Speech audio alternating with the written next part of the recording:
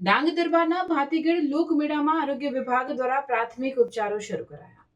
ડાંગ જિલ્લાના પોતિકા ઉત્સવ એવા ડાંગ દરબારના મેળામાં મોટી સંખ્યામાં લોકો આવતા હોય છે, ત્યારે જિલ્લાના આરોગ્ય વિભાગ દ્વારા દર્દીઓને તાત્કાલિક પ્રાથમિક સારવાર આપી શકાય તે માટે જુદા જુદા સ્થળોએ આરોગ્ય કર્મીઓની ટીમ તૈનાત કરવામાં આવે છે.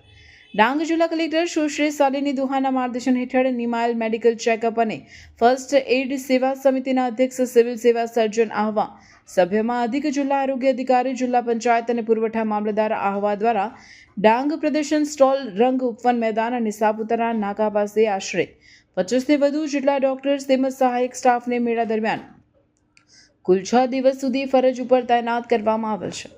ફરજ ઉપર તૈનાત આ તમામ આરોગ્ય કર્મીઓને પ્રાથમિક સારવાર કેન્દ્ર ખાતે હાજર રહી સારવાર માટે આવતા દર્દીઓને દવાઓ આપવા તેમજ માર્ગદર્શન પૂરું પાડવાનું કામ કરશે. આ ઉપરાંત સંભવિત રોગચાળાની પરિસ્થિતિને ધ્યાને લઈ આરોગ્ય કર્મીઓ દ્વારા આરોગ્ય ચકાસણીની કામગીરી પણ કરવામાં આવશે.